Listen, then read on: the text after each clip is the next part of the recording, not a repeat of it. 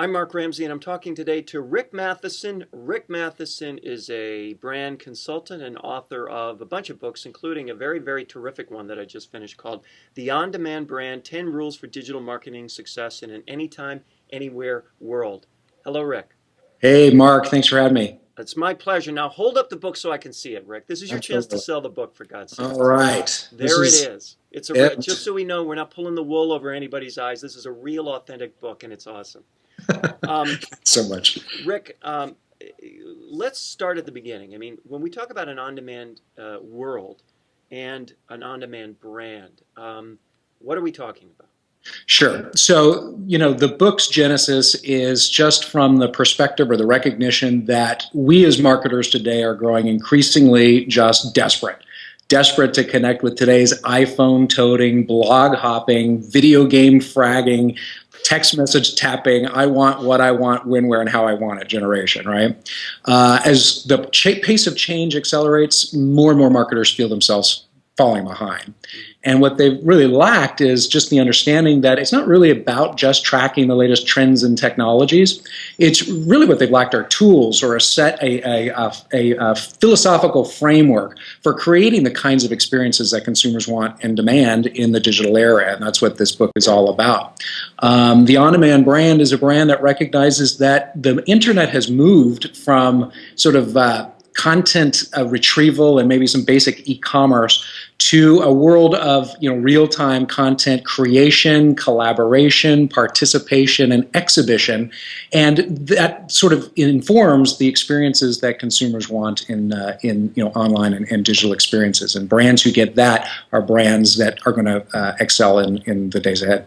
Now, you're not talking just about brands that are custom tailored and designed for the internet space. You're talking about any brand that lives anywhere across any medium, correct? That's correct. If you are communicating and marketing your brands to anyone in any medium, this book is for you.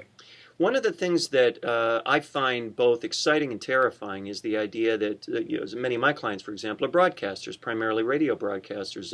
These are people who don't own the brand per se, the way, as you put it, consumers own the brand nowadays, but they do own the pipes. They own the licenses that have been granted to them by the FCC. Right. These folks are accustomed to having control over the message, control over the audience, in many cases, solo control over the audience in places like cars.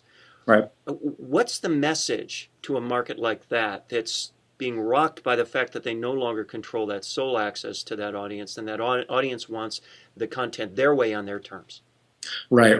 This is really big because I was just doing radio with the East Coast this morning, and offline, the host was essentially saying that the concerns over kind of losing control. And what I try to convey is that, in the book, I put forward this notion that digital is not about replacing traditional; it's about empowering it. So for radio advertisers and radio broadcasters, they really need to get their minds around the idea that this is a new way to become interactive with folks. So yes, you're right. It is not just command and control broadcast anymore, but don't be afraid of that. Now it's that broadcasting element, but also the ability to have an interaction with consumers that is really quite unprecedented. I'm not one of these doom and gloom, the end of traditional media guys. I'm saying that digital is here to empower you like never before. Well, let's talk about interaction for a second, because this is one of the things I think broadcasters understand particularly poorly. Again, we're used to a world where interaction is defined by people who call the studio and request a song. It seems to me that there's a whole lot more opportunity for a lot more interaction using digital tools, but yet I don't see that playing out for the vast majority of broadcasters. Is that your assessment too? Yeah, I think that they're just getting used to this whole idea. I mean, I think their immediate reaction is just as you stated before, that it's, oh no, we're losing control here. It really takes a new mindset to recognize, no, you're gaining whole new avenues into your listener base. Radio is not going away. In fact, I think I just saw Arbitron ratings showing that it's up 3% over the last year, radio listenership to 239 million U.S. adults. So it's not going anywhere. It's still going to play a role in our lives, but now broadcasters have a way to open up a real-time connection. And it is a natural fit for them. I mean, they have always had that sort of two-way communication through telephone or telephony, but now you're opening up the web. You're opening up mobile phones, and not just voice, but data as well, text messaging and that kind of thing, that not only empower your programming, not only empower your station, but also your advertiser clients. And it's really kind of the mindset that broadcasters need to get into. Okay, well, let me ask you the question then that I'm asked often, which is a simple one. And it's asked by the business people in radio. They say, why? Why should I do this? I'm evaluated based on ratings. The vast majority of my clients buy cost per point off a Ranker. Unless these tools can stimulate my ratings directly, then why in the world should I do these things? Well, that's a fair enough question, and you may answer it in saying that the benchmarks for success might need to be redefined. I don't know, but I think that I think these things can raise ratings. I don't see interactivity taking ratings away. I think that people are still in the car, are still on the go, and still want to hear their favorite broadcasters, their favorite shows. But they want to be empowered to connect with them, to instantly get more information about that news story they just heard, and they want to learn more about, or more information about that advertiser. For radio, with digital now, radio, everything really becomes interactive. I mean, television becomes interactive. Print advertising becomes interactive. Radio becomes interactive. That, to me, is a talking point to go sell ad space on radio stations and to boost ratings, not diminish them. So we need to think more in terms of that kind of interaction going forward, is what you're arguing. Yeah, I mean, if you look at in the television world, for instance, you look at Bravissimo. It's a women's wear brand. It recently ran a television campaign. This is Television World, where they had a call to action. It was basically, visit this website, call this 800 number, or send us a text message for more information. Well, texting was by far the most popular response mechanism, accounting for 43% of all responses. That's just a new channel for creating interaction that is completely measurable and personal. That radio, in the radio world, it's happening in the radio world as well. The ad salespeople can go and say, we're not just talking about ears here. We're talking about the ability to actually track who's responding to what. That's a huge difference from the radio model of prior to this. You look at there was a radio station in Utah that ran a promotion. It was one of these, send in a text message to get concerts to Brad Paisley, the country singer, his new concert. And they got 24,000 responses. Well, one of the sponsors of that was a Daisy maid service chain. And they said if you send in the keyword clean to the short code for the promotion, we'll send you more information about our services. Well, 24,000 people responded to the sweepstakes. Well, 700 of those people asked for more information about the cleaning service, and 80% of those people who asked for more information went on to use the services. So this is opening up a whole new world for radio broadcasters and advertisers. Absolutely. Yes, I remember that from your book. That was a hip cricket effort. That's correct. And here's one thing that occurs to me as I listen to this story. I keep thinking, all these tools you're talking about, the people reading this book will not just be broadcasters, they will be the clients of broadcasters. And the clients are possibly reading into this book saying, wow, all of these tools are available to me too. Yes. Why do I need the radio station? Why can't I simply use these tools in their absence? Oh, as I put it in the book, traditional really is the sizzle to digital steak. Some people disagree with me there, but I'm adamant about this.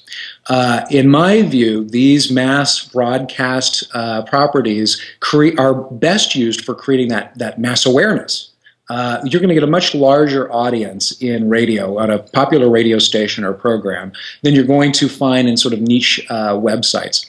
And so the secret here is to use traditional to sort of gain that mass awareness and drive folks to richer, more meaningful, or more informative experiences online or through mobile or other channels. So you've got to look at it as we're opening up the channels here, using broadcasting for mass awareness, and then driving people to richer, more compelling experiences in digital space. You're kind of hinting to a metaphor I use very often of the megaphone, that radio provides the megaphone, that in fact radio is not in the radio business per se, it's in the megaphone business, it's in the business of connecting consumers and advertisers via the relationships that broadcasters have with them through that megaphone, right? Absolutely, and now you're able to plug that megaphone into, create an entire pipeline that gets folks literally to the purchasing decisions, depending on the promotion and the advertiser, so that you're creating that awareness and are able to shepherd people right along to the shopping cart. So, for example, if I'm a Groupon or a Daily Deals or something, that what separates me from a radio station that has a relationship with its own half-price site is that I've got to buy all these banner ads and Google ads, and the radio station can megaphone their message to hundreds of thousands of people to their own destination, which is something I envy, right? Absolutely. I mean, Groupon and radio seem like the perfect combination, right? Just to use one example, because you're talking about local offers and deals. Well, radio stations are, since time immemorial, have been one of the best avenues for getting that word out about a local promotion in real time. So definitely use that megaphone, and then use Groupon and the coupons therein as the premium. As your call to action. Last question, Rick. One of your points in your book is, if you can dream it, do it. What do you mean by that? Sure. In digital is the ultimate sandbox, right? If you can dream it, you can do it in digital. It doesn't matter what it is. One of my favorite examples in the book, and it kind of ties to this whole idea of using traditional as sort of the sizzle to digital steak. One of my favorite examples is AMF Pension. I don't know if you remember that case study in the book. This was a Swedish financial services company that wanted to sort of launched a campaign to educate young people about retirement planning. And so they started with television and radio. In television, they would show famous young Swedes. And through makeup and special effects, these famous young Swedes would age right before your very eyes. And the whole idea is to get young people thinking about, that someday, and how AMF Pension can help them create a secure future. And what they did was they then used outdoor advertising as part of the campaign to use kind of lentricular materials where you're walking past the billboard and you see these famous young Swedes, and they'd age right before your very eyes. Well, the call to action was brilliant, because you could take your camera phone, and you could do this online as well, and snap a photo of yourself and send it to a shortcode. When you did, within a few minutes, you'd receive a photo back of yourself, digitally manipulated to look as you would look at age 70, and the ability to click through for more information about AMF. Well, through this integrated campaign, traditional raising awareness but driving people into a digital experience, 230,000 of these images were sent in the first 6 weeks. Brand awareness shot up 35%, and 15% of the entire universe of the people they were trying to reach in this campaign directly interacted with the brand in those first 6 weeks. So this is the whole idea of traditional playing an integral role together with digital to empower campaigns, really, as we have never before seen in the history of advertising. That's interesting. I mean, for me personally, I'd rather than see what I'd look like when I'm old, I'd rather see what my baby looks like when Scarlett Johansson's the mom, but maybe it's just me. Well, you saw the other case study from Volkswagen, then it's the same exact thing. So they used television ads to drive people to a site where you could do a Baby Maker. It was the Baby Maker 3000 application, where you could combine yourself and Scarlett Johansson and see what the baby would look like. All right. Well, we're really getting off the track here, and I forgot my next question. Actually, thank you, Rick, so much. Rick Matheson is the author of the on-demand, see, my notes are handy, the on-demand brand, 10 rules for digital marketing success in an anytime, anywhere world. If it weren't for Kindle, I would have a paper copy of the book, but instead I just have my notes. No worries. Rick, thank you so much for your time, and thank you for writing such a terrific book. Thanks for having me, Mark.